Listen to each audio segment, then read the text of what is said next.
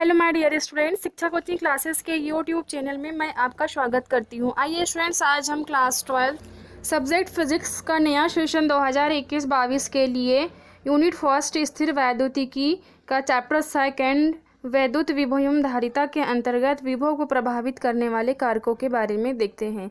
देखते हैं हम कौन से ऐसे कारक हैं जो विभव को प्रभावित करते हैं। विभव को प्रभावित करने वाले कारक में पहला कारक क्या है? आवेश की मात्रा। ठीक है, अब हम देखते हैं कि आवेश की मात्रा विभव को कैसे प्रभावित करती है। देखिए, विभव का जो सूत्र होता है वो होता है V बराबर W/Q। हमने देखे थे इसके पहले विभव की परिभाषा में कि अनंत से एकांक धनावेश को विद्युत क्षेत्र के किसी बिंदु तक लाने में जितना कार्य करना पड़ता है उसे ही हम क्या कहते हैं? विभव कहते हैं। ठीक है, विभव को प्रभावित करने वाले कारक में पहला कारक है आवेश की मात्रा। अब हम आवेश की मात्रा मतलब कि क्यू की बात करते हैं और देखते हैं कि किस तरह से क्यू के ऊपर जो है विभव का मान यानी कि V का मान निर्भर करता है। तो देखिए, किसी चालक को जितना अधिक आवेश दिया जाता है उसका विभव उतना ही अधिक होता है। कहने का मतलब ये है कि कोई भी चालक तार हो सकता है जिसमें से विद्युत धारा बहती हो। जो चालक मतलब चालक किसे कहते हैं आपको पता ही है, जो विद्युत धारा को अपने अंदर से प्रवाहित होने देती है। तो किसी चालक को जितना अधिक आवेश देंगे मतलब उसको जितना ज़्यादा आवेशित करेंगे उसका विभव भी उतना ही अधिक होगा। सिंपल सी बात है भाई, क्योंकि विभव कब उत्पन्न होता है? जब हम ज़्यादा कार्य करेंगे, ज़्यादा आवेश देंगे। भाई आवेश देंगे मतलब आवेश को एक स्थान से दूसरे स्थान पर भेजेंगे, तो जितना ज़्यादा आवेश देंगे उसका विभव भी उतना ही अधिक होगा। इसका कारण यह है कि ज्यों-ज्यों किसी चालक को आवेश दिया जाता है त्यों-त्यों उसके चारों ओर विद्युत क्षेत्र की तीव्रता बढ़ती जाती है। अतः एकांक धनावेश को चालक तक लाने में अधिक कार्य करना पड़ता है। सिंपल सी बात है, किसी चालक को जितना ज़्यादा आवेश देंगे उसका विभव बढ़ेगा, तो विभव बढ़ेगा तो उसको आवेश को जो है एकांक धनावेश को अनंत से चालक तक लाने में भी अधिक कार्य करना पड़ेगा, क्योंकि हम बहुत सारे आवेश लाएंगे इसलिए हमको कार्य भी बहुत सारा करना पड़ेगा। अब हम देखते हैं दूसरा कारक क्या है। तो चालक का क्षेत्रफल। चालक का क्षेत्रफल मतलब कि चालक जो है वो उसका क्षेत्रफल कम है या ज़्यादा है, इस बात पर भी जो है विभव का मान डिपेंड करता है। भाई स्पष्ट सी बात है, चालक के क्षेत्रफल पर भी विभव का मान निर्भर करेगा।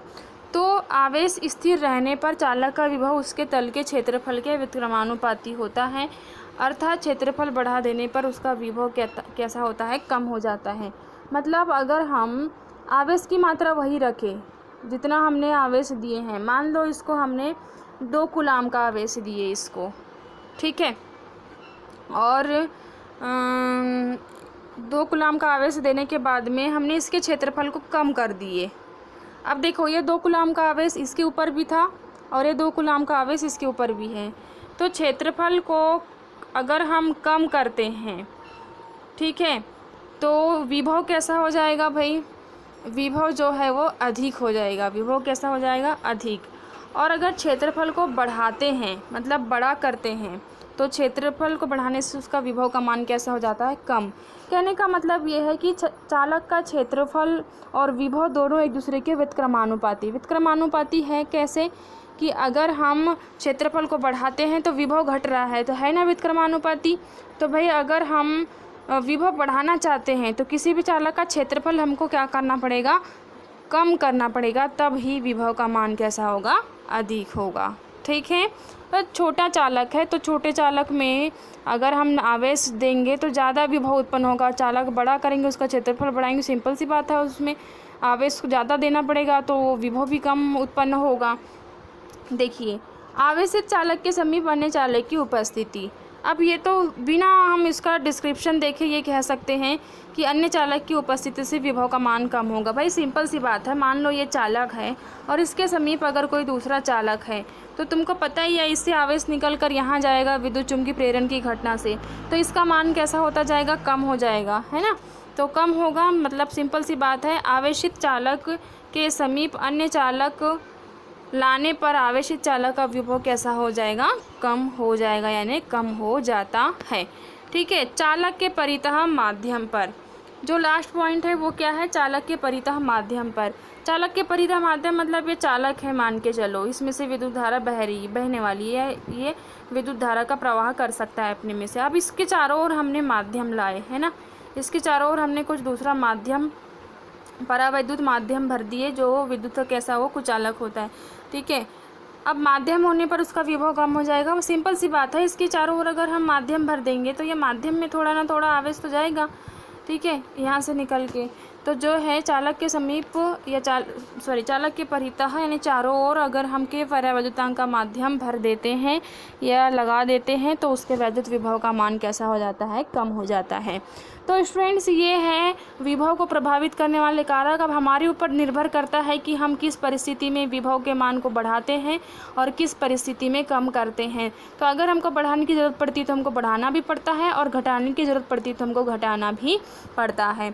तो जो है इनको घटाने और बढ़ाने वाले जो चालक होते हैं उनको हम आगे के यूनिट्स में पढ़ेंगे, ठीक है। ट्रांसफार्मर पढ़ेंगे हम, अपचाई ट्रांसफार्मर, उच्चाई ट्रांसफार्मर, ये सब पढ़ेंगे आगे हम, एसी डीसी मोटर। तो अभी तो आप सिर्फ इतना ध्यान रखो कि कौन से कारक ऐसे हैं, अगर हमको बढ़ाना है तो कहाँ पर हमको क्या बढ़ाना पड़ेगा और किसे कम करना पड़ेगा। तो आशा करती हूँ कि विभव को प्रभावित करने वाले कारक जो है वो आपको बहुत अच्छे से समझ में आए होंगे और इनके बेसिक कॉन्सेप्ट भी क्लियर हुए होंगे कि किस तरह से जो है हम किसको बढ़ाएंगे तो कौन घटेगा और कौन घटाएंगे तो कौन बढ़ेगा। तो ऐसे ही जो है सभी भौतिक राशियों को प्रभावित करने वाले कारकों को आप जो है बेसिक के साथ में याद किया करो, कि बेसिक के साथ में भाई इमेजिन करो, अपने आप में एक चित्र बनाओ दिमाग में कि चालक मतलब चालक तार की बात कर रहा है, कोई भी मशीन हो सकता है, कुछ भी हो सकता है। अब सोचो कि क्षेत्रफल बढ़ाएंगे तो उसको ज़्यादा आवेश देना पड़ेगा तो विभव कम होगा, सिंपल सी बात था। इतना तो लॉजिक लगा सकते हैं, हम साइंस के बच्चे हैं। देखो आपको रटना नहीं है इन चीज़ों को, आपको जो है चित्र दिमाग में सोचना है, इमेजिन करना है, और उसके बाद ही सोचना है कि मान लो कि हमने उसका क्षेत्रफल बढ़ाए, मान लो कि हमने उसके सामने कोई दूसरा चालक लाए तो क्या होगा। तो जाके आपको ये चीज़ें जो है वो अच्छे से याद होगी और आप इन्हें भूलोगे नहीं बिल्कुल भी। और कुछ भी अगर इनसे क्वेश्चन पूछा जाए तो आगे की कक्षाओं में, जैसे आप अगर कॉम्पिटिटिव एग्ज़ाम की तैयारी में, अगर नीट या जेई के एग्ज़ाम की तैयारी करते हो या अन्य अदर एंट्रेंस एग्ज़ाम की तैयारी करते हो तो वहाँ पर ये चीज़ें आपको बहुत ज़्यादा काम आने वाला है। तो ठीक है फ्रेंड्स, मैं मिलती हूँ आपको नेक्स्ट वीडियो में नेक्स्ट नए टॉपिक के साथ में। तब तक के लिए बाय बाय, सायोनारा।